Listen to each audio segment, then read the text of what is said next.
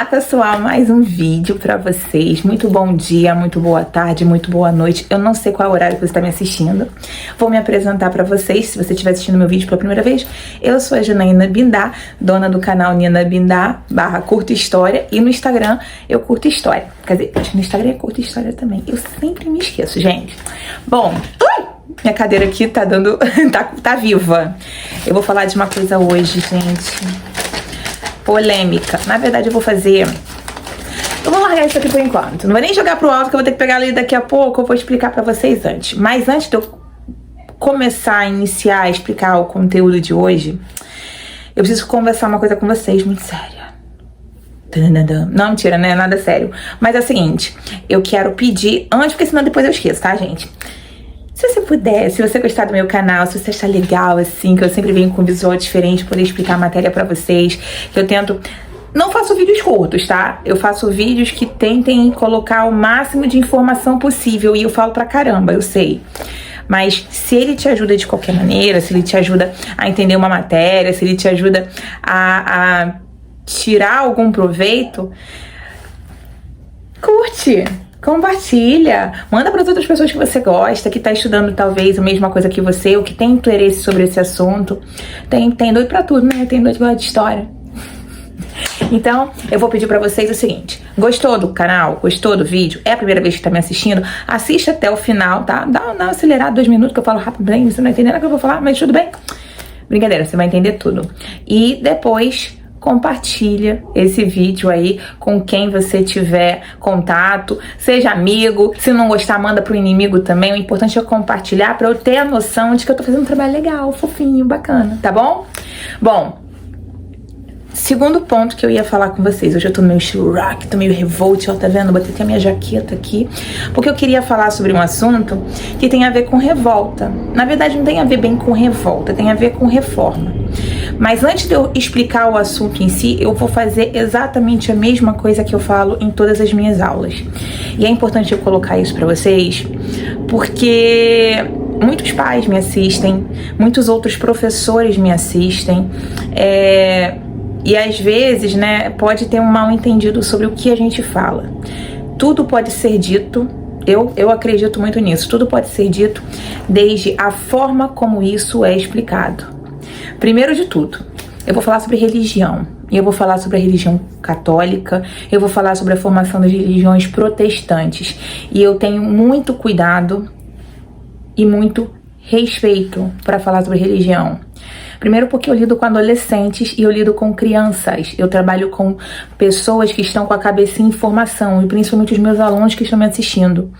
Eu tenho que ser uma boa referência para eles. Eu não acho bacana o professor que tem uma visão de mundo, não gosto disso, e aí joga para o aluno aquilo ali, e de acordo com o que ele acha certo e errado, e tendencia ao aluno a achar que aquela fala daquele professor é a única, é a verdadeira, inclusive contestando os próprios pais. Eu não acho isso bacana. E isso tem muito a ver com a questão da religião, porque eu nasci, eu cresci ouvindo assim, religião, futebol, e acho que religião, política e futebol não se discute. Pessoas inteligentes podem e devem discutir tudo para convergir, para divergir, de forma educada, de forma inteligente, e é isso que eu tento passar para os meus alunos. Eu dou aula para alunos com diversas religiões diferentes, católicas, protestantes, são evangélicos. Ainda não dei nenhuma aula para algum aluno islâmico ainda, né? Mas eu dou aula para diversas pessoas, eu dou aula para universos diferentes. Como que eu posso exigir que todas as pessoas tenham o mesmo ponto de vista que o meu? Como eu posso fazer com que os pais, com que a cultura que ele teve ao longo de toda a sua existência seja de acordo com o que eu acho certo e errado? Isso não é legal, né? Então eu tô falando aqui pra vocês, principalmente porque eu tenho um profundo respeito à religião católica, como eu tenho um profundo respeito por todas as religiões. Eu acho que a religião é o caminho que a gente chega mais próximo a Deus. Então, eu não posso falar mal de uma determinada religião, que eu estou ferindo as pessoas, todas as pessoas daquela religião. Eu não posso falar mal sobre o católico e eu falar aqui de uma forma leviana sobre um assunto assunto sobre algo que aconteceu no passado, sendo que eu não tenho conhecimento, ou a forma como eu estou explicando isso não seja coerente, não seja responsável, ok? Eu falo isso porque tem muitos professores, inclusive professores de história, que, não, religião, doutrina, blá, blá, blá, blá, blá. Eu acho que religião é extremamente importante, cada um tem a sua fé, cada um tem a sua religião de acordo com a sua cultura, de acordo com a sua tradição familiar. E eu tô aqui para respeitar, mas contar, claro, os pontos que aconteceram na história. E aí que entra o meu assunto, por quê? Quando eu vou falar sobre reforma religiosa, meu amor, eu vou explicar para vocês, eu adoro, amo, eu tenho um profundo respeito pela religião católica, me casei na religião católica, mas o que eu vou explicar aqui foram pontos que ocorreram em um determinado período com a instituição Igreja Católica, e é importante eu falar isso para vocês. Foi com a instituição Igreja Católica que naquele período, na Idade Moderna, estava com outras pessoas, com outros universos, com outras intenções. Houveram erros no passado? Houveram. Há erros recentes na religião católica? Sim. Há erros recentes nas religiões evangélicas? Em algumas, sim. Há erros recentes na Umbanda, no Candomblé, há erros, acontecem coisas erradas, porque existe todos os tipos de pessoas em todas as religiões. Eu discriminar uma religião ou discriminar uma pessoa pela sua ligação religiosa, eu vou estar sendo o quê? Extremamente leviana. Não é a religião que é ruim. A maldade ou a bondade está no indivíduo. E o indivíduo pode estar em qualquer segmento. Pode estar na política, pode estar dentro de uma escola, pode estar dentro de uma igreja, dentro de um hospital. Não é a instituição Igreja Católica que eu vou falar aqui. Eu vou falar sobre pessoas que participaram naquele determinado período da história da Igreja Católica e fizeram coisas que foram criticadas. E eu vou falar sobre isso aqui sim, com o maior respeito que eu posso ter à religião católica, que eu tenho muito respeito, tá bom? Eu só queria colocar essas informações, porque inclusive quando eu fui fazer catecumenato, mais ou menos a última, um importante curso que eu fiz dentro da Igreja Católica para poder fazer a crisma. Eu sou crismada dentro da Igreja Católica. E para que eu conseguisse, eu tinha que frequentar as aulas e eu ouvia com muita atenção. E eu já era professora, e quando eu falava que eu era professora de história, eu vi o pessoal da igreja meio... professores historiadores não gostam de religião, professores de história são ateus. Me inclua fora dessa? Eu acredito muito e tenho muita fé em Deus. Respeito quem tem visões diferentes, mas eu tô aqui para poder explicar um período da história do que ocorreu com pessoas que participaram de uma determinada religião, mas não necessariamente é a conduta da religião que é errada. Vocês conseguiram entender? Vamos separar aqui. Eu tô numa casa, né? Eu tô nessa estrutura. Vai passar 200 anos. Todas as pessoas vão ter o mesmo pensamento que o meu, a mesma forma de ver a vida, a mesma forma de se comunicar, se esse espaço fosse aberto? Não, passariam N pessoas com N interesses, com N intenções diferentes. E é isso. A instituição Igreja Católica, assim como uma universidade, assim como um hospital, assim como uma grande empresa, é feita por pessoas. E a crítica vai ser feita em relação à postura daquelas pessoas pertencentes àquela instituição e não da instituição em si. Ficou claro? Tranquilo? Vamos começar? Então eu vou começar falando aqui pra vocês sobre Igreja Católica. Eu não tenho como falar sobre Igreja Católica e não falar como que ela adquiriu essa postura. Bom, desde o Império Romano, na verdade, no Império Romano, a Igreja Católica, assim quando foi formada, né, depois da morte de Jesus e a morte e ressurreição de Jesus, a Igreja Católica foi formada, foi criada, só que ela passou a ser perseguida. Somente com o Edito de Tessalônica que a Igreja Católica vai se tornar a religião oficial do Estado Romano. beleza? Só que no ano de 476 depois de Cristo, o Império Romano do Ocidente caiu, dando origem posteriormente, né, aos reinos francos e mais para frente ao feudalismo. E o feudalismo foi um período na Europa que foi descentralizado. Eu tô dando aqui um feedback geral, tá, gente? Eu tô voltando muito para poder entender, a pessoa que nunca tem ouvido falar sobre reforma religiosa conseguir entender do que eu tô explicando. Então, a Igreja Católica, durante o sistema feudal, durante o feudalismo ou Idade Média, foi a única instituição grande que ligava todos os feudos. Eu vou colocar os feudos como se fosse uma grande escola, tá bom? A escola é a Europa Ocidental, cada sala de aula é um feudo e cada feudo tem um senhor feudal, o professor. Cada professor sabe exatamente o que está acontecendo dentro de uma outra sala? Não, mas todos eles têm que respeitar a direção, ou seja, a igreja. Eu tô colocando esse exemplo aqui para poder vocês entenderem que a igreja teve grande poder durante o período da Idade Média. E o que aconteceu é que quando se tem muito poder nas mãos de algumas pessoas, essas pessoas acabam... Eu vou falar melhor, eu vou falar a mesma frase que eu falo nas aulas para os meus alunos. Quer conhecer o homem? Quer conhecer o homem? Dê poder a ele. Acho que foi um presidente norte-americano que falou. Depois eu vou dar os créditos sobre. Mas isso é a mais profunda verdade. Eu vou entrar no assunto reforma religiosa. Primeiro, a gente precisa entender o que foi uma reforma religiosa. Bom, a reforma, basicamente, deixa eu explicar isso antes de pegar meus papéis aqui. A reforma é o seguinte: quando você não está satisfeito, você está com a sua casa e a sua casa não está adequada para você, tá faltando alguma coisa que você precisa, ou vai chegar um bebê novo, você não vai ter que fazer uma reforma para poder criar o quartinho do bebê, ou vai receber um cachorrinho, não pode colocar às vezes coisas que ele pode morder ou plantinhas venenosas. Você faz o quê? Você muda, né? Ou você muda de casa para uma casa maior, ou você coloca um novo cômodo, você transforma aquilo que já não te agrada mais, que não está agregando mais, em outra coisa. Então, reformar tem essa ideia de mudança, de transformação, tá bom? Na religião, na reforma religiosa, a gente vai então entender que a conduta das pessoas naquele período da história dentro da Igreja Católica não era coerente.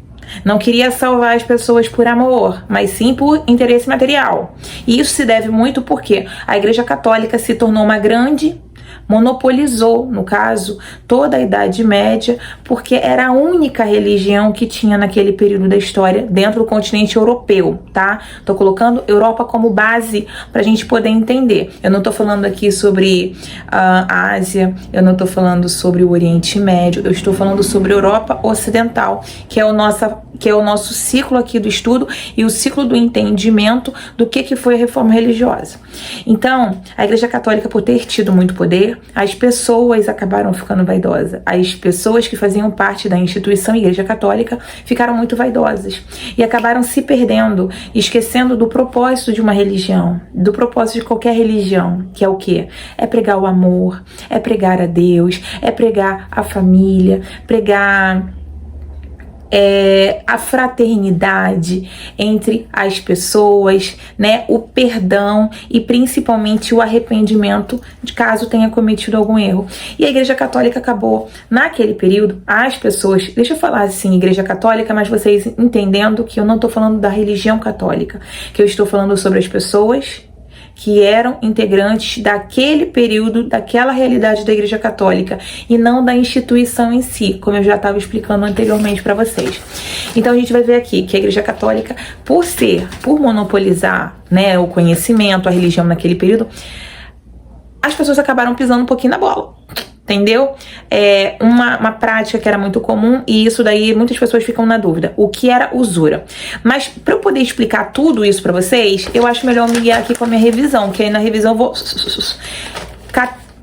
catalogando ou colocando aqui uma espécie de mapa para poder eu entender tudo que era importante para passar para vocês e para os meus alunos, porque na verdade meu foco aqui são as minhas crianças, gente. Se você não é meu aluno e tá aqui também, você é muito bem-vindo, é claro, se você curtir vai ficar muito mais bem-vindo ainda, mas no caso é para poder eu tirar realmente dúvidas importantes sobre esse assunto que às vezes, né, tem uma... Ai, ai meu Deus, não há dúvida, não sei o quê.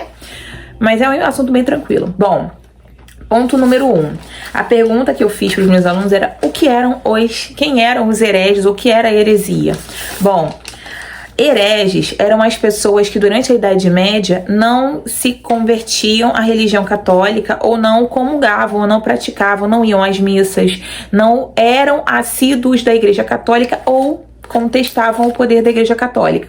E aí cada pessoa que era vista como inimiga por contestar a Igreja Católica era tida como herege. E a prática do herege é heresia, beleza? Então, eu não gosto de católico, não sei o quê, eles mandam a gente ir pra missa, tem que pagar não sei o quê. Pessoas que falavam contrárias à Igreja Católica, a postura da Igreja Católica, então eram considerados hereges, e as práticas dos hereges era heresia. Show? Fechou? Entenderam isso? Beleza. Número 2. A pergunta número 2 foi: quem foi Martinho Lutero? Para poder entender, o Martinho Lutero ele não foi o primeiro, tá? Mas foi o primeiro bem sucedido aí na reforma religiosa, porque se eu não me engano, John Wycliffe acho que foi John Wycliffe, eu vou falar sobre eles depois, mais pra frente, e John Hus, esqueci, gente, desculpa, perdão, mas eles não tiveram um final muito feliz na tentativa de criticar a Igreja Católica. Já o Martinho Lutero, ele é considerado o pioneiro no processo da reforma protestante, porque foi o único que deu certo. Ele, na verdade, a Europa já estava passando por grandes transformações, daqui a pouco estava vindo o Renascimento que estava surgindo na Itália, as pessoas estavam modificando as suas cabeças, estavam começando aquele processo de globalização com a expansão marítima, então elas estavam expandindo os seus horizontes, e por isso as críticas do Martinho Lutero não vão ser tão não aceitas, ou vão se propagar com maior facilidade do que o Wycliffe e o Hus no passado, que não tiveram a mesma sorte, tá bom? Então vamos lá. Martinho Lutero, então, foi um monge alemão, ele foi o pioneiro no processo da reforma religiosa, e sua crítica sobre a Igreja Católica era sobre a venda de indulgências. O que era a venda de indulgências? Curto para vocês entenderem o que era a venda de indulgências. Era vender coisas sacras, tipo, eles pegavam um pedaço de madeira e falavam: não, isso aqui é a cruz de Jesus, foi a cruz que Jesus foi crucificado, e aquilo ali poderia valer uma grana absurda. Ou um senhor feudal no seu leito de morte, lá moribundo, eu vou morrer. E aí o que acontece? A igreja lá no ato da extremoção e pra, dar a última benção antes dele cantar pra subir, acabava fazendo o quê? Trocando. Ele doava para a Igreja Católica terras, em troca São Pedro ia estar lá com a lista VIP. Fulano, pode subir, tá aí com a pulseirinha, pode entrar, querido. Então a Igreja Católica acabava vendendo a ideia de salvação em troca de bens materiais. Isso é venda de indulgências, beleza? Tranquilo? E o Martinho Lutero criticou muito isso, e a Igreja Católica, imagina, realmente, a Igreja Católica, eu tô falando das pessoas da Igreja Católica naquele período, é bom eu colocar isso bem claro pra vocês. E eu não vou repetir, mas isso já tá ficando chato. Aí falava assim: não, porque a igreja não pode ter essa postura. Era pra falar assim: porra, beleza, verdade, caraca, não dá não, tá difícil. Não, eles pensaram que não pode, vamos excomungar o Martinho Lutero, expulsar ele da igreja. Ele é um monge alemão, ele fazia parte da igreja, e de repente ele foi visto como um inimigo. E aí ele foi excomungado da Igreja Católica. Essa não era a intenção do Martinho Lutero, mas ele também, só de afrontamento, o que ele fez? Que ele fez? Ele criou 95 teses falando sobre as vendas de indulgências e pregou na porta da igreja para que todos pudessem ver. E aí, meu filho, leite derramado já era. Eles tentaram conter, mas não conseguiram. Então, o Martinho Lutero foi o pioneiro nesse processo, tá bom? Vamos a número 3. A pergunta número 3 é: o que eram indulgências? Já expliquei para vocês. As indulgências, então, era a venda de coisas sacras ou perdão dos pecados em troca de benefícios materiais e não do arrependimento, beleza? Um outro cara que eu acho ele bacana, eu adoro ele. Eu vou falar aqui o João Calvino. O João Calvino, ele embarcou nessa ideia do Martinho Lutero, mas ele tinha um outro propósito. A galera dele era outra. Por quê? A Igreja Católica A instituição Igreja Católica, naquele período, criticava duas práticas burguesas. O que é a prática burguesa, galera? Práticas burguesas: usura e lucro. O que é lucro? Deixa eu dar um exemplo aqui pra vocês. Eu vendo controles, tá? Então eu comprei uma caixa com 100 controles, cada controle saiu pra mim a R$1. Só que eu vou vender pra uma outra pessoa, é o meu trabalho. Eu vou vender para uma outra pessoa, eu comprei numa quantidade com um valor menor, mais acessível para mim, para que eu possa vender para aquele outro elemento ali, aquele indivíduo. Ai, querido, quer vender, quer comprar um controle? Eu vou comprar esse controle por R$1 e eu vou vender esse controle por R$1? Não, né? Eu vou estar trocando dinheiro. Então, eu compro por R$1, posso vender por 2, 3, 4, 5, 10. Vai depender da necessidade que esse controle tiver para aquele senhor ali. Então, o que vai acontecer? Isso se chama lucro. Eu coloco um valor acima do que aquele produto me custou para eu ter lucro, beleza? E a usura? A usura, eu vou dar um outro exemplo mais fácil para vocês. O meu celular, eu vou dar um exemplo aqui, que ele custe R$1.200. Mas, se eu quiser parcelar ele em 12 vezes, sem ter que me preocupar em ter aquele dinheiro todo na mão, né? Eu vou fazer o quê? Eu vou pagar o mesmo valor dele, sendo que eu vou pagar ele em 12 meses? Não. Vai ser acrescido. Isso quem financia carro sabe disso. É acrescido um valor em cima de cada prestação que eu pagar. Eu não vou pagar o valor à vista. Eu vou pagar um valor a mais, esses juros, acima daquilo que eu tô comprando, porque eu tenho uma extensão maior de tempo para comprar. E essas eram duas práticas feitas pelos burgueses, exatamente. E aí, quando a religião católica percebeu essas práticas, ela começou a condenar. Ainda falava uma coisa assim, meio besta, né? Que é mais fácil um camelo passar pelo buraco de uma agulha do que um rico entrar no reino dos céus. E eu falo isso para os meus alunos. Pobreza não quer dizer humildade. Riqueza não quer dizer soberba. Eu conheço pessoas muito ricas que são muito humildes e eu conheço pessoas que não têm nada e são soberbas. O valor do dinheiro não quer dizer que uma pessoa seja boa ou uma pessoa seja ruim. É um indivíduo que vai depender de todas as coisas que ele passou, que ele viveu e dele mesmo para ele ser bom ou ruim, independente da conta bancária. Então, o João Calvino, né, que ele era francês, ele vai perceber isso, que a galera que estava se formando, né, a burguesia, a classe burguesa que estava surgindo ali, não estava contente com essa crítica que a Igreja Católica fazia sobre o lucro e sobre a usura. Ainda mais, coffee, vendendo indulgências. Abafa. Vamos lá, outro ponto aqui. Como era a forma de salvação e os preceitos do calvinismo? Essa é uma pergunta boa. Vamos lá, os calvinistas, eles pregavam a doutrina da predestinação. O que isso quer dizer? Significa que o caminho da pessoa já está traçado por Deus. Já nasci, Deus já sabia. Ei, Janaína Bindá vai para o céu. Quando ela morrer, ela vai para o céu. Então, a predestinação significa que aquele indivíduo já, sem ter a consciência, ele vai ou não para o céu, não vai adiantar muito as ações, porque aquilo é uma predestinação, é alguma coisa que já está imposta a ele antes mesmo dele ter conhecimento disso. E há uma diferença entre o luteranismo, porque o luteranismo acreditava em outra forma. O luteranismo, que é a religião criada por Martinho Lutero, eles acreditavam que a salvação era alcançada mediante as atitudes das pessoas. Se eu fizer o bem, eu vou receber o bem e eu vou pro céu. Se eu for ruim, eu vou fazer atos ruins, cometer atos ruins e eu vou pro subsolo. Entenderam, né? É mais ou menos isso. Outro ponto importante, eu coloquei essa imagem aqui de Nossa Senhora de Fátima, e eu coloquei esse anjinho. Ai, calma aí, esses anjinhos bonitinhos, eu adoro eles. Por quê?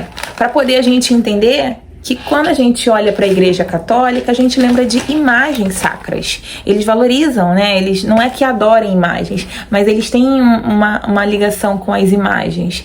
E nas religiões protestantes não havia esse culto a imagens e nem todas as eucaristias pregadas na Igreja Católica.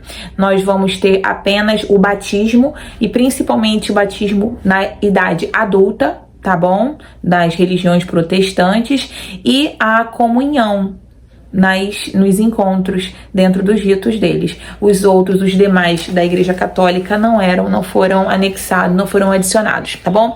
As religiões protestantes, elas surgiram como se fossem umas novas religiões que também tivessem a imagem de Jesus Cristo, que também tivessem a Bíblia, mas ela não traz determinados pontos que elas criticam da Igreja Católica. É bom deixar isso claro para vocês. Vai haver aqui o que motivou a criação do anglicanismo. Isso daí é muito legal. Eu vou falar sobre Henrique VIII, que era o Henrique VIII era o rei da Inglaterra. Ele era da dinastia Tudor. E ele já era casado há 20 anos, tá, gente? Já era casado há um tempão. Só que ele e a mulher dele, a única coisa na verdade, as duas únicas coisas que um rei tem que fazer na vida é reinar, governar, né? Saber governar e ter filhos. E só que o negócio estava fraco ali nessa segunda parte. O Henrique VIII não conseguiu ter com a sua mulher, Catarina, herdeiros. Só teve uma única filha, Elizabeth, a Virgem. Mas eu chamo ela particularmente aqui, né? Gente, na intimidade, a Bete a Fê, que ela era feia, horrorosa. Mas o ponto importante aqui pra gente entender é o seguinte, o Henrique VIII, ele queria a anulação do seu casamento e pediu para o Papa. Só que o Papa, ele tinha ali uma ligação com o Reino da Espanha, que era ligado à mulher do Henrique VIII, tá? A Catarina. E aí o que acontece? Ele conseguiu se separar? Não, porque na Igreja Católica, até hoje, o casamento ele é indissolúvel, tá bom? É aquele famoso até que a morte nos separe. E aí o que acontece? Ele não conseguiu se separar da mulher. Então ele fez o quê? Como um garotinho mimado, que o Henrique VIII era, abafa. Ele vai fazer o quê? Ele vai criar uma nova religião, a Igreja Anglicana, para que ele possa se casar. E aí, gente, o resultado disso vai ser o seguinte: ele vai se casar 6 vezes e só vai ter uma filha. Na verdade, ele vai ter uma outra filha bastarda, mas ela não entra muito nessa história. A gente vai perceber, então, que, na verdade, eu acho que esse mau agouro, né? Eu vou considerar um mau agouro. Nem a Elizabeth conseguiu se casar. No final, ela morreu com o título de Rainha Virgem. Elizabeth I, Rainha Virgem, por não ter se casado, ter dado herdeiros, e foi essa a questão aí que gera depois probleminhas ali na sucessão com as revoluções inglesas, que é assunto do 8º ano. Acho que eu já falei por aqui, mas ano que vem eu vou falar de novo com certeza. Bom, deixa eu ver. Falei sobre o que motivou o anglicanismo, o que foi o movimento anabatista. Bom, o movimento anabatista já era um movimento mais radical. Eles se baseavam nas ideias do Martinho Lutero, mas eles estavam brigando mais por questões sociais, por questão de eles não terem terras e os donos de terras terem terras. Era uma espécie de... já em terras da antiguidade, da antiguidade, da Idade Média, da Idade Moderna, da Idade Média não, da Idade Moderna, tá, gente? Eu coloquei sem terra, não vou colocar esse exemplo não. Bom, ele era radical, eles se baseavam no luteranismo e com a insatisfação social devido às terras que pertenciam aos nobres. E o movimento foi radical, pois houve confrontos entre camponeses e donos de terras e houveram mortos e feridos dentro do movimento dos anabatistas, beleza? Foi um movimento então mais radical. E na verdade, o Martinho Lutero, nesse movimento dos anabatistas, ele ficou do lado dos príncipes, ele não ficou do lado das pessoas que reivindicavam, dos camponeses que reivindicavam terras não, tá bom? Agora vamos lá. Tem um outro movimento que se escreve assim, ó, Contra-Reforma, com 2 R's por causa da nossa reforma ortográfica. E o que foi o movimento de Contra-Reforma? Eu vou explicar isso lembrando de física, tá bom? Toda ação, reforma, tem uma reação igual e oposta. Eu acho que é isso em física. Eu acho que é. Bom, o que eu quero dizer com isso? Se houver uns movimentos de reforma religiosa encabeçado por Martinho Lutero, ou luteranismo, por conta das vendas de indulgência, o calvinismo por João Calvino, por conta da questão do apelo aí da burguesia que não se via dentro da Igreja Católica, e o Henrique VIII, porque ele queria casar várias vezes, né? 6 no caso. Nós vamos ter aí o luteranismo, anglicanismo e o luteranismo, calvinismo e anglicanismo. A resposta da igreja vai ser o quê? Meu amor, salve-se quem puder. Ela vai criar, então, a Contra-Reforma, que vai ser um movimento que vai tentar impedir, parar os movimentos reformistas. Conseguiu? Não. Mas ela fez algumas coisinhas aí, gente. Bom, deixa eu me guiar aqui nos meus assuntos, que a aula já tá, né, o meu resumo e revisão já tá quase acabando, eu vou explicar pra vocês. Bom, a resposta da igreja sobre os movimentos de reforma entre as coisas que ela fez dentro do movimento de contra-reforma religiosa, ela vai criar o Concílio de Trento em 1545 e 1563. Ali dentro era a reunião de todas as pessoas que compunham o corpo da igreja, né? E eles tomavam decisões para tentar impedir a continuidade dessas religiões criadas em formas de protesto. Dentre umas coisas que eles fizeram o Tribunal da Santa Inquisição. É importante a gente entender isso. Eles perseguiam principalmente mulheres que eram ditas bruxas, hereges, pessoas que pregavam contra a Igreja Católica. Essas pessoas, elas eram julgadas por esse Tribunal de Santo Ofício e muitas pessoas perderam a vida. Dentre essas mulheres, né, eu vou colocar aqui a Joana d'Arc. Joana d'Arc foi um símbolo da Revolução Francesa, lutou na guerra e ela foi considerada bruxa naquele período pela igreja. Além da Inquisição, né, que queimava pessoas, houve também o processo do Index Librorum Prohibitorium. O que isso significa, né? Index Librorum Prohibitorium. Na verdade, isso é em latim e significa a lista dos livros proibidos. Pessoas não deveriam ler esses livros. Muitos desses exemplares foram queimados da mesma maneira. E uma outra forma de conseguir adquirir novos fiéis para a nossa igreja era como, gente? Vamos! Foi criada as missões jesuíticas, que acabou fazendo o fenômeno da aculturação para a nossa população aqui local, os nativos daqui, os indígenas. Por quê? Quando as tribos indígenas viviam aqui, cada tribo tinha sua peculiaridade, cada tribo tinha suas características, não era uma coisa só, não era um bolo só, não era uma região unificada com um tipo só de índio. Haviam vários tipos de tribos indígenas, tribos pacíficas, tribos guerreiras, tribos voltadas para determinados assuntos, outras tribos com características diferentes, enfim. Quando o português chega ao Brasil, ele depois, não no processo de pré-colonial que vai de 1500 a 1530, mas a partir de 1530 vão começar a surgir as missões jesuíticas. A Companhia de Jesus vai então trazer padres com duas intenções fortemente abraçadas ali pela coroa portuguesa. Entre elas, nós vamos ter aqui ensinar a religião católica aos indígenas, ou seja, acabar com a tradição, com a cultura deles e, entre outras coisas, ensinar o idioma português aos indígenas, para ficar mais fácil, para estabelecer uma forma de comunicação entre eles. Galera, eu vou ficando por aqui. Eu espero que vocês tenham gostado da aula de hoje, assim, é um feedback só para poder vocês realmente relembrarem de tudo que eu expliquei dentro de sala. Claro que em sala foi mais extenso e eu tenho certeza que eu fiz um trabalho legal com vocês falando sobre reforma e contra-reforma religiosa. Lembrando aqui tudo que eu falei no início, quando a gente fala sobre um determinado assunto, é importante a gente colocar e pautar. Respeite a opinião e a religião do outro. Então eu tenho um profundo respeito à Igreja Católica, aos membros da Igreja Católica. Eu tive o prazer de ter minha filha batizada na Igreja Católica, de ter me casado na Igreja Católica, é uma instituição que eu respeito muito, mas a história tem que ser contada da forma correta. Houveram erros? Houveram erros no passado, sim.